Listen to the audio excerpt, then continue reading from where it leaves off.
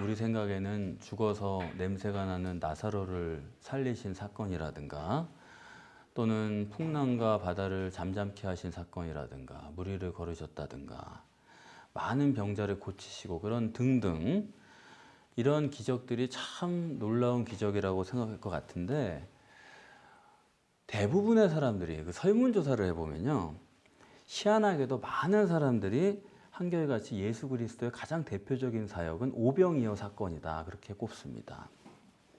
왜 그럴까요? 여러분도 그렇게 생각을 하셨나요? 예수님이 행하신 표적이 참 신기한 게 많은데 어떤 게 더 특이하고 그런 것 같은데 많은 사람들이 굳이 오병이어의 표적을 표적으로 꼽는 거예요. 왜 그러냐?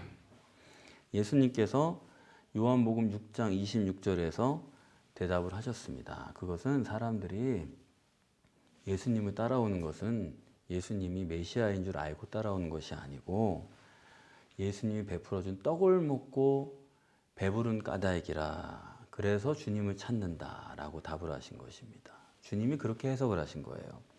그러니까 얼마나 인간이 육체가 우선이고 물질과 떡이 중요하고 그게 얼마나 절대인지를 여실히 보여주는 단적인 예다. 그렇게 말씀드릴 수 있겠습니다. 어쨌든 사람들이 어떻게 평가하든 간에 성경도 모든 이적 중에서 오병이어 표적을 가장 대표적인 표적으로 꼽는 것은 사실입니다. 네 복음서 전부가 오병이어를 기록하고 있는데 이렇게 네 복음서 전부가 기록하는 것이 그렇게 많지 않아요. 실제로 예수님의 출생과 잉태도 다 기록하지 않았고 변화단에서 변화한 그런 신기한 사건도 다 기록하지 않았고 네 복음서가 다 기록한 것은 몇 가지 안 됩니다. 오병이어를 비롯해서 예수님의 십자가와 부활 그리고 예수님께서 성령 침례가 구원이다라고 말씀하신 거 그리고 예수님 위에 성령이 내려오신 거 그 정도가 내복음서 전부가 기록하지 나머지는 그렇지 않아요. 그만큼 오병이어는 성경이 대단히 중요하게 여기는 표적이다 하는 것입니다. 오병이어가 얼마나 중요한 표적인지를 또 강조하는 방법이 있는데 그건 뭐냐면 주님께서 행하신 표적의 맨 끝에 있는 표적이에요. 물론 생각해 보면 이 다음에 수로보니게 여인의 아들에게서 귀신을 내쫓아준 그런 사건이 나오고 또 변화산에 갔다 온 다음에 귀신 들린 아이에게서 귀신을 내쫓아준 그런 사건이 나옵니다. 근데 그것은 아시는 대로 성경에서는 귀신 내쫓은 거는 표적이라고 치질 않아요. 그렇기 때문에 많은 표적의 맨 끝에 있는 것이 오병이어의 표적입니다. 그러니까 맨 마지막에 있다는 건 뭐냐 하면 지금까지의 모든 표적의 총결산이다. 이걸 가지고 전체 표적을 해석할 수 있다. 결론이다. 그런 얘기입니다. 그렇기 때문에 대단히 중요한 게 오병이어 표적인데 그런데 저는 이 오병이어 표적을 정리를 하면서 한 가지 좀 의문이 생겼어요. 좀 바보스러운 질문인 것 같기도 합니다만은 여러분도 생각해 보세요. 왜 주님께서 오병이어 기적을 행하셨냐는 겁니다. 어떻게 생각하세요? 너무 바보 같은 질문인가요? 예수님은 하나님은 꼭 필연적인 이유가 있을 때 기적을 행하시는 거거든요. 능력 과시하는 분이 아니에요. 아니 마귀도 자기가 꼭 필요한 이유가 있을 때에 이적을 행하는 겁니다. 이 사람은 지금 꼭 미혹해야겠다. 그럴 때 이적을 행하는 거지 아무 때나 하는 게 아니에요. 그렇기 때문에 흔히 능력의 종이라는 사람들이 아무 때나 그냥 믿습니다 하면은 될 것처럼 그렇게 얘기를 하는데 여러분 그거는 다시 생각해 봐야 돼요. 하나님은 그런 식으로 절대로 역사하지 않습니다. 그럼 하나님은 왜 오병이어 기적을 행하셨냐? 꼭 그럴 이유가 뭐냐 하는 것입니다. 출애굽한 이스라엘 백성들에게 만나를 내리셨을 때도 그 설정이 어때요? 광야예요. 40년 동안 먹여야 돼요. 또 장정만 60만이에요. 그 사람들에게 기적이 없으면은 굶어 죽을 수밖에 없죠. 그러니까 기적이 있는 거예요. 엘리야가 사렙다 과부의 그 가루 그릇과 기름병을 마르지 않게 한 그런 이적을 행한 것도 다른 이유 아닙니다. 이미 기근이 잔뜩 들었어요. 그래서 그 여자가 자기 아들이랑 떡을 하나 부쳐 먹고 죽겠다 하던 그런 찰나예요. 엘리야가 거기 가서 그걸 자기가 받아 먹습니다. 나에게 먼저 줘라. 자기도 지금 배고팠거든요. 하나 먹고 어쩔 수 없어요. 기적을 베푼 겁니다. 기근이 지나갈 때까지. 또 엘리사가 그 과부의 선지자 생도의 부인이죠. 그 과부가 빚이 많아져 가지고 먹고 살 길이 없으니까 아들을 지금 종으로 팔게 생겼어요. 그래서 엘리사가 할 수 없이 또 기적을 행한 것입니다.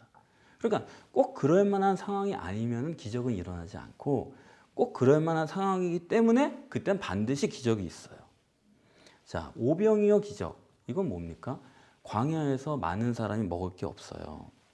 그래서 광야에서 만나를 내리신 것처럼 육신을 위해서 그렇게 하셨다라고 해석하는 게 1차적이고 당연할 겁니다. 그러나 성경은 그렇게만 말씀하는 게 아니에요. 신명기 8장 3절에 보시면은 하나님께서 왜 이스라엘 백성들에게 광야에서 40년 동안 만나를 먹이셨는지에 대한 이유와 목적을 밝히십니다. 이렇게 말씀하세요. 내가 너희에게 만나로 먹인 것은 사람이 떡으로만 살 것이 아니라 하나님의 모든 말씀으로 살기 위함이다. 그렇게 말씀합니다. 다시 말씀드리면은 만나를 주신 목적이 하나가 아니에요. 둘이다 이거예요. 뭡니까? 육적인 생명을 위해서. 또 하나는 말씀이라고 하신 것처럼 영적인 생명을 위해서. 육적인 떡과 영적인 떡을 함께 내리신 것이지 두 가지 목적이지 육적인 것만을 위해서 내리신 게 아니다 이거예요. 이해가 되시죠? 그러면 육신의 떡만이 아니라 하나님의 말씀으로 영의 떡으로 살 수밖에 없다. 하나님은 그걸 말씀하고 싶으신 것이고 이스라엘 백성들에게 그걸 가르치시고 믿게 하기 위해서 만나라는 방법을 택하신 것입니다. 그런데 그러면 우린 또 그래 만나를 주시는구나. 육적인 게 그렇게 중요하구나. 주시는구나. 그렇게만 생각하시면 안 돼요. 그건 또 성경은 전혀 잘못하는 겁니다. 마귀가 예수님을 시험할 때도 40일 동안 굶주렸어요. 뭐라도 집어먹고 싶은 그런 시간에 마귀가 유혹합니다. 이 돌들을 떡덩이로 만들어 먹으라. 유혹할 때 예수님이 인용하신 구절도 바로 그 구절이에요. 하나님의 말씀으로 사는 거지 사람이 떡으로 사는 게 아니다. 나는 육신으로 사는 게 이게 문제가 안 돼. 지금 배고픈 게 지금 나에게 문제가 안 돼. 그거 내가 어떻게 되든지 상관이 없어. 나는 영적인 떡이 중요하기 때문에 안 만들겠다. 그럼 뭐냐 하면 40일을 굶었다는 건 뭐냐면 지금 굶어 죽어도 괜찮다 그런 얘기예요. 따라서 그냥 막연하게 보리떡 5개랑 물고기 2마리로 5,000명을 먹였으니까 육신을 위해서다. 하나님 그런 분이다. 여러분 절대로 그렇게 해석해서는 안 돼요. 그거는 마귀예요. 분명히 아셔야 됩니다. 본문에서 여러분 보시는 대로 예수님께서 대뜸 그냥 오병이어의 기적을 행하신 게 아니에요.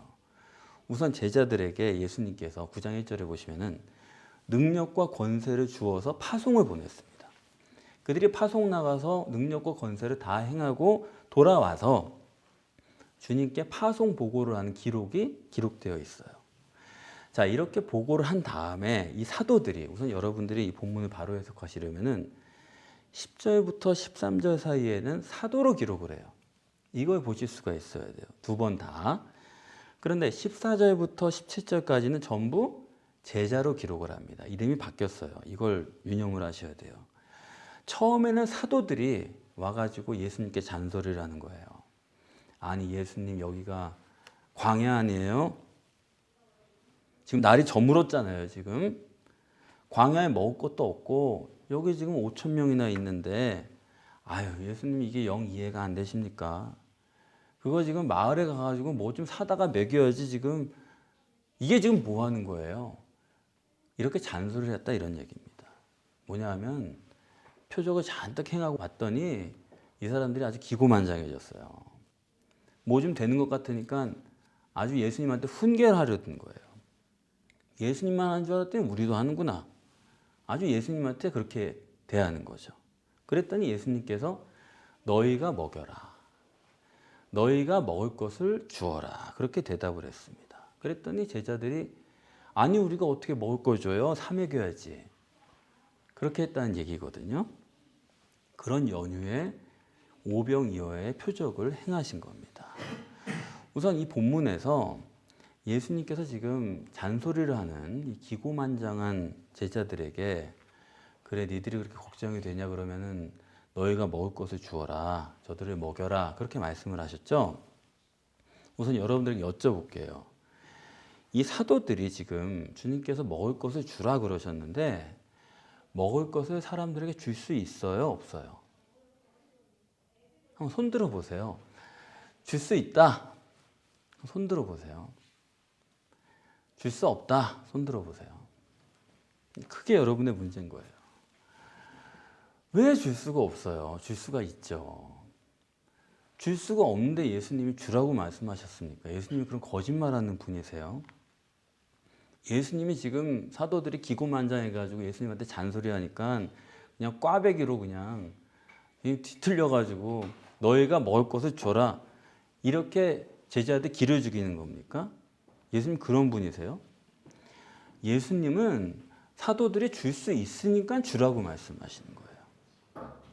이 제자들이 파송 갔다 와가지고 주님한테 보고를 했는데 여러분들이 왜 이런 일들이 터졌는가를 아시려면 이 사도들의 보고한 내용, 그들의 분별력의 기준이 뭔지를 이 본문에서 살펴보시면 됩니다. 자기들이 행한 것을 주님께 보고를 했다 그랬어요. 자기들이 행한 것을 보고했다. 여러분 이 구절을 읽으실 때 아무렇지도 않으십니까? 저 같으면 어떻게 보고를 했냐 하면 예수님, 주님이 주신 능력과 권세를 제가 받아가지고 그거 가지고 나가가지고요. 이래야 되는 건데 능력과 권세를 주신 건 싹 빼고 자기가 행한 것만 얘기를 하고 있는 거예요. 아니 글쎄 우리가 가니까 그냥 병도 탁 났고 누워있던 사람이 벌떡 일어나고 아유 그렇던데요. 그렇게만 얘기한 거죠. 두 번째는 잔소리한 걸 보세요. 이 잔소리도 무슨 기준인가 보세요. 아니 예수님 이거 안 보여요? 이게 날이 다 저물어가는 저녁인데 광야예요. 저 사람들 보세요. 먹을 거 하나라도 있나? 5천 명이에요. 지금 제자들의 기준은 뭐냐면 철두철미하게 가시적 결과 기준이다 그런 말씀이에요. 그러니까 그들은 지금 사람들이 보이고 시간대가 보이고 광야라는 지형이 보이고 자기들이 처한 처지가 보이지만 그들의 마음속에 있는 주님이 주신 권세와 능력은 보이지 않는다 그런 얘기입니다. 그거는 당연히 그들의 심령 속에 받은 거예요. 받아가지고 그냥 하라니까 믿은 대로 나가가지고 했더니 황소 뒷걸음질 치다가 참새 밟은 격으로 아니 기적이 일어난 거예요.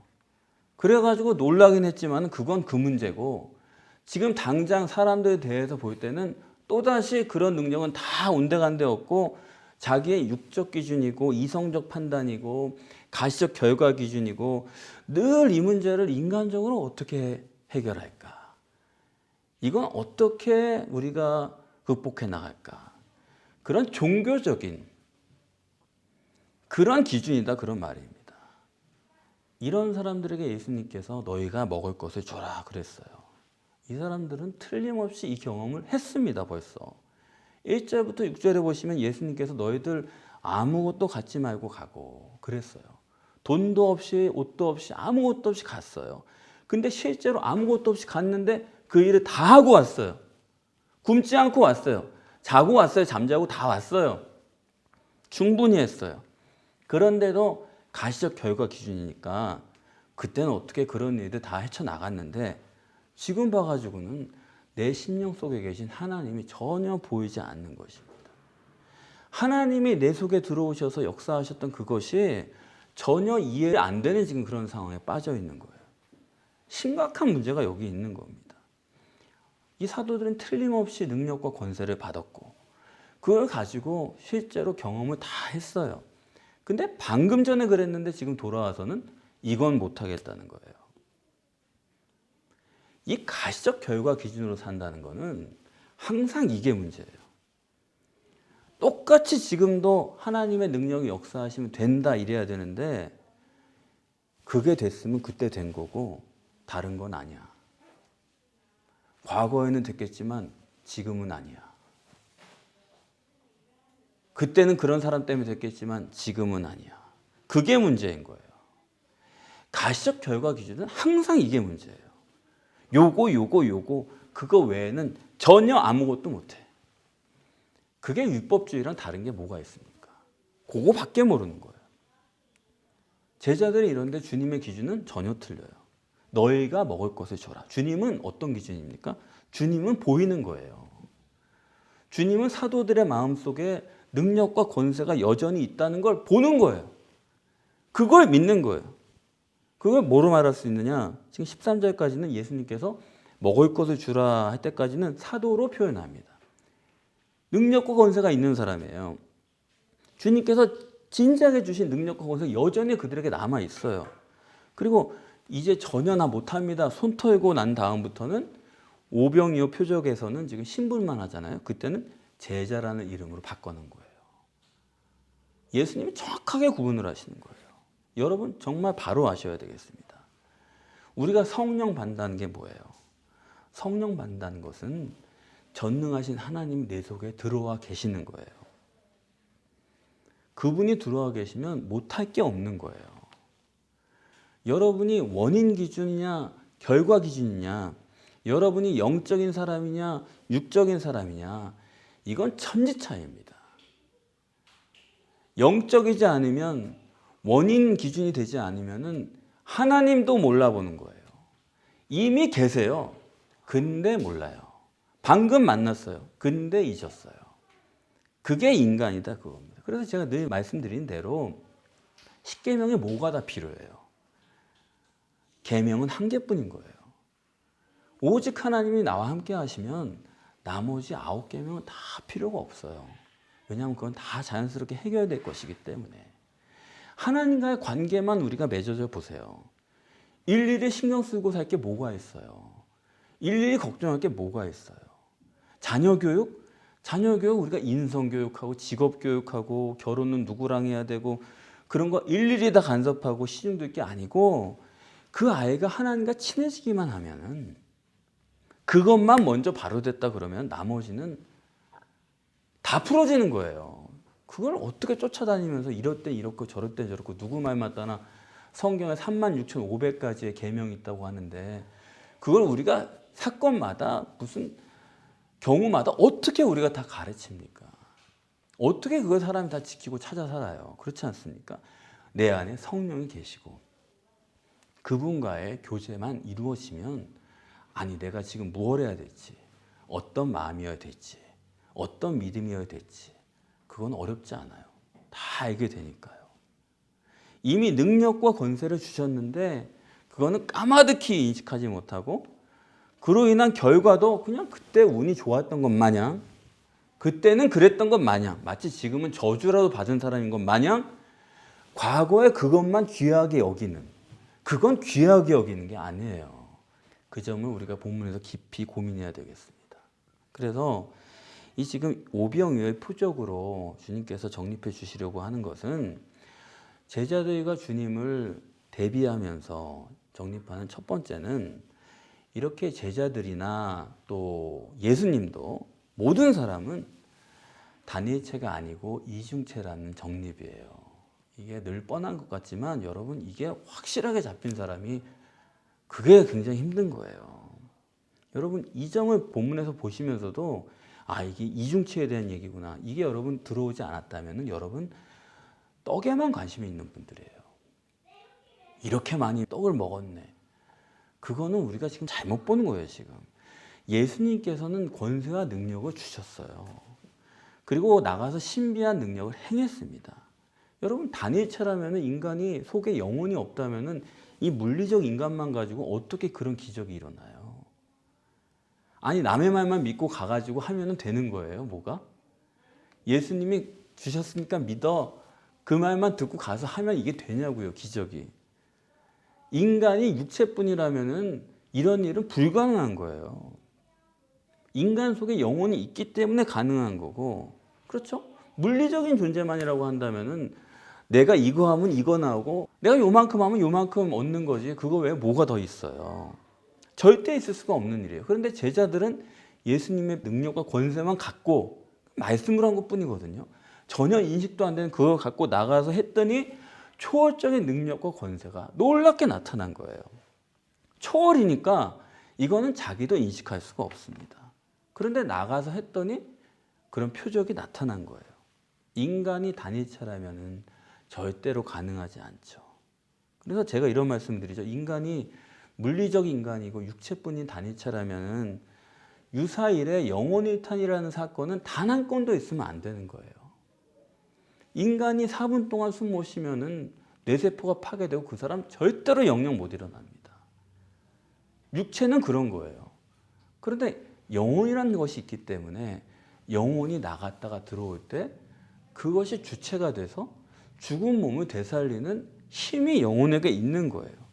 그러니까 인간이 단일체라면 영혼의 이탈이라는 사건은 인류 역사에 단 한 건도 발생할 수가 없어요. 그런데 그게 SBS에서 공중파에서도 그걸 다룰 정도로 비일비재한 사건인데 그런 놀라운 사건이 있음에도 불구하고 아니 단 한 건이라도 그런 사건이 있다면 우리는 그걸 심각하게 고민해야 되는 부분인데 사람들은 그거를 대수롭지 않게 여기는 겁니다. 그냥 그때 그랬나 보다. 그 사람에게 있는 우연스러운 사건이지 뭐 신기한 얘기네. 과연 그럴까? 그렇게 생각을 하는 거예요. 그러니까 실제라는 고민을 안 하고 살아요. 사람들. 영을 믿는다고 하지만. 원종수 권사라는 분 제가 항상 말씀드리잖아요. 그분은 책을 두세 번만 읽으면 다 보이는 거예요.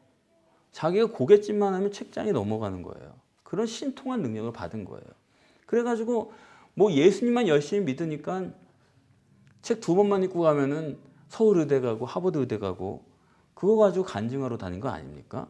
그 사람은 신비한 능력을 받은 거죠. 그런데 여러분 그 신비라는 거는 원인과 과정을 모를 때 신비해요. 세상에 원인 없는 결과가 어디 있어요? 아무리 신비한 사건이 있어도 그건 원인이 있어요. 그렇기 때문에 그 원인과 과정을 밝힐 수만 있다 그러면은 그거는 누구나 가능한 거예요. 이건 신비가 아니라 과학이고 이건 예측에서 벗어나는 법이 없는 사실입니다. 그렇기 때문에 여러분이 하나님의 능력과 권세를 받으면 그걸 어떻게 하면 받을 수 있을까? 그 원인과 과정을 여러분들이 체득할 수만 있다면 정말 여러분들이 그거를 받기를 원한다면 능력과 권세를 받는 사람은 원하는 사람은 반드시 일어나는 변화가 있어요. 어떻게 저 사람 저런 걸 하지 하는 거를 똑같이 받지 않을지 몰라도 어떻게 저런 걸 하지 않은 초능력을 누구에게나 받을 수가 있다 이겁니다. 그렇지 않습니까? 그러나 우리들은 눈에 보이는 것을 주체로 착각하기 때문에 환경이 문제고 사람 누가 잘못했고 이렇게 생각하고 살기 때문에 영이 있는데도 불구하고 영을 인식을 안 하는 거예요.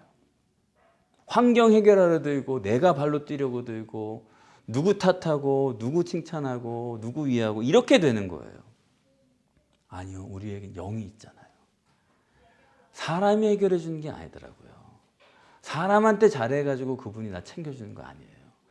결국 다 하나님이 하셨던 거더라고요. 그런데 하나님이 하신 걸 모르고 사람 통해서 하니까 그 사람이 해준 줄 안 거죠. 그렇게 우리가 착각을 하고 사는 거예요. 그러니까 주님께서 능력과 권세를 주셨다. 그건 초월적이에요. 그 초월적인 것은 영이고 초월적이란 것은 육체를 넘어서서 언제든지 나갔다가 들어올 수 있는 능력이고 그렇지 않습니까? 영이란 것은 육에 속한 존재가 아니에요. 영이란 건 환경에 속한 존재가 아니에요. 영은 물질에 속한 존재가 아니에요. 그 모든 것을 지배하는 능력이 있는 것이 영이다 하는 것입니다. 그렇기 때문에 오늘 본문의 주제가 뭐냐 할 때 이 오병이어 표적의 주제는 뭐예요? 오병이어가 아니에요. 아, 많이 먹였네, 놀랐네 그런 얘기가 아니에요. 이 본문의 주제는 이중체다 하는 것입니다. 이중체론이에요. 오병이어가 아니에요. 특별히 여러분이 이 본문에서 아셔야 될 것은 뭐냐면 이 오병이어의 표적은 누구를 위한 겁니까? 여러분 읽어보시니까 누구를 위한 거예요? 오병이어 표적은 누구용이에요? 제자들을 위한 겁니까? 아니면 5천 명을 위한 겁니까? 지금 본문은 이 오병이어 사건이란 거는 제자들을 위한 거라는 거예요. 5천 명을 위한 게 아니에요. 5천 명은 들러리예요. 이거 제자용이란 거 여러분 아셔야 돼요. 이거 그냥 맨 처음부터 5천 명을 위한 하나님의 뭐 선물이지, 예수님의 사랑이지, 이런 식으로 보고 들어가면 본문은 절대로 알 수가 없어요. 아까 능력과 권세를 받아가지고 있는 상태로서의 의미는 사도라고 표현을 했잖아요. 그러다가 먹이라도 못 먹이니까 그 다음에는 그냥 제자가 된 거죠. 지금 그런 상황인데 예수님께서 다시 시작하시는 거예요. 예수님의 관심 제자들이에요. 그래서 사도였는데 제자로 격화됐어요. 그렇기 때문에 다시 시작하시는 거예요. 그걸 위해서 5천 명이 필요한 거예요. 놀랍게 보여주는 거죠. 오늘 특별히 본문에서 이렇게 말합니다. 하늘을 우러러 축사하시고. 아니 하늘을 우러러 꼭 축사하셔야 돼요? 속으로 기도하면 안 돼요? 예수님이 전능하신데. 그런데 하늘을 우러러 이렇게 퍼포먼스를 해주시는 거예요. 왜냐하면 이 기적은 하늘로부터 오는 것이고 땅에 속한 것이 아니고 육체에 속한 것이 아니고 영에 속한 것이라는 걸 말씀하기 위해서 제자들 용으로 보여주시는 거예요. 5천 명 이거 몰라요. 저 뒤에 앉아있을 뿐이지. 제자들 불러놓고 하늘을 우러서 축사하시는 거예요. 그리고 그들에게 말씀하시는 거예요. 50명씩 앉혀라. 그리고 나에게 와서 이거 받아가라. 5천 명은 몰라요. 제자들만 아는 거예요. 제 표현이 이런 거죠. 영이 실체라는 거죠. 영이 실체라는 것을 가시적으로 한 번 더 설명해 주는 겁니다. 우리에게, 사도들에게, 제자들에게 지금 격화됐지만 너희들에게 여전히 초월적 능력과 권세가 있다는 것을 지금 예수님은 증거해 주시는 거예요. 그래서 이 오병이어 표적의 목적이 5천 명이 아니고 제자들이라고 한다면은 여러분 여기서 예수님이 제자들의 육신의 문제를 해결하려고 이 표적을 하신 게 아니잖아요. 지금 제자들이 배고픈 게 아니잖아요. 육신의 생명을 위한 떡을 주신 게 아니다 그런 얘기예요. 지금 제자들을 먹이려고 행하시는 게 아니니까 그것은 영적인 것을 위한 것이다. 영적인 떡을 나타내시기 위한 것이다. 그런 말씀입니다. 그래서 지금 떡을 먹이는 걸 보이지만 육신을 위한 것 그런 얘기가 아니에요. 떡을 먹이는 걸 보이지만 실제로는 영혼 구원론입니다. 영을 구원하기 위해서 떡을 먹이는 장면을 보여주시는 거예요. 영적인 거다 이거죠. 영적인 거지 육체적인 것이 아니다 이거예요. 예수님은. 그래서 지금 주님을 따라온 사람들이 있는데 주님이 그들을 영접했다 본문에 이렇게 나오는데 이게 아주 영접이라는 표현도 헬라어로 보시면은 보통 주도면밀한 게 아닙니다. 데코마이 이게 영접인데 오늘 본문에서 보면은 아포데코마이예요. 아주 그냥 끔찍히 영접했다는 거죠. 그러니까 그냥 일상적으로 영접한 게 아니고 진심으로 맞아들였다. 이 다시 말하면 이거 그냥 집에서 맞이하는 그런 정도가 아니라 천국에서 맞이하는 것 같은 오늘 본문은 구원론을 말씀하는 것이다. 그런 얘기예요. 그러면서 하나님 나라의 일을 말씀하셨다. 우리 번역상으로는 하나님 나라 일이라고 되어 있지만 헬라어로 읽어보시면은 원어는 페리데우스 바실레이아입니다. 그건 뭐냐면 하나님 나라에 대해서 하나님의 일에 대해서가 아니라 하나님 나라에 대해서예요. 다시 말하면 이 모든 일은 세상 일이 아니다 이거예요. 천국에 대한 얘기를 하려고 이걸 하셨다 이거예요. 그런데도 여러분은 아직도 육체가 중요하고 그래도 육체를 먹이시지 그게 마귀라니까요. 그걸 쫓아내야 되는 거예요. 예수님이 이렇게까지 하시는데 그걸 여전히 삼박자 구원이고 사람이 먹고 살아야 되고 그거는 마귀입니다. 예수님이랑 다른 가치관을 가지고서는 절대로 예수님의 일을 알 수가 없는 하늘나라에 알 수가 천국을 갈 수 없다 이 얘기예요. 그것을 지금 하나님 나라의 일 그러면서 곧바로 병 고칠 자를 고쳤다는 거예요. 또 여러분은 병 고칠 자를 고쳤네 그게 중요한 거지 아니에요. 그게 천국 구원이 여기 임했다라고 하는 증거로서 병 고칠 자를 고친 것뿐이지 순서가 있지 않습니까? 천국 구원이 임했다라는 걸 증거하는 표로 당연히 성령이 임했으니까 병 고치는 거예요. 그런 일들이 일어나는 거죠. 영적인 실체가 나타났다는 걸 증거하는 것 뿐입니다. 이걸 가지고도 또 봐라, 병이 낫고 먹을 것도 다 해줬으니까 예수님이 얼마나 사랑이 많으시냐. 전혀 포인트가 다른 얘기예요. 그거는 마귀예요. 그런 줄로 여러분 아세요. 그래서 지금 이 제자들에게 능력과 권세를 주셨음에도 불구하고 그들이 어떻게 하다가 경험은 다 했죠. 뭐 하려니까 나갔다가 했는데, 근데 돌아와서 보니까 어때요? 이거 하나만 하죠. 그 능력과 경험 그거 다 해봤자 하나만 한 거예요. 관심은 여전히 이 사람들은 육체에밖에 없고 떡에밖에 없고, 그러니까 떡 어떻게 주냐, 뭘 주냐, 이런 것만 관심을 갖는 거예요. 그래요, 안 그래요? 그렇기 때문에 결국 심령으로 거듭나기 전에는 방법이 없다. 그게 본문입니다. 여러분, 정말 여러분들이 능력으로 살기를 원하시는 게 하나님의 뜻이에요. 권세를 갖고 살기를 원하시는 게 하나님의 뜻이에요. 하나님의 역사를 신비로 바꾸는 것은 아무 의미가 없습니다. 신비에서 어쨌다는 거예요? 하나님의 역사는 과학이어야 돼요. 내가 당장 소유할 수 있는 과학이어야 돼요. 법칙대로 하면 내 손에 쥐어지는 과학이어야 돼요. 능력과 권세는 나에게 주어져야만 되는 것이지, 그거를 나도 모르게 그냥 어떤 사람들에게만 주어지고, 그렇지 않습니다. 여러분이 그것을 간절히 원하시고 구하시면은 반드시 그 길을 알려주시고 받도록 해주세요. 성경의 원리대로만 하면 능력과 권세는 여러분들에게 주어집니다. 여러분에게 필요한 대로, 하나님이 원하시는 방법대로 꼭 필요한 게 있어요. 그걸 하나님이 여러분에게 주세요. 여러분, 영적인 삶에 소홀하면 여러분 육신의 매인자가 될 뿐입니다. 육신의 매인자는 절대로 강자가 아니에요. 끌려가는 사람이 절대로 강자가 아니에요. 신비를 여러분의 과학으로 누리는, 예측 가능한 하나님의 선물을 받을 수 있는 여러분 모두가 되셔서 마지막 때에 믿음의 능력으로 승리하시는 여러분이 되시기를 간절히 소원합니다.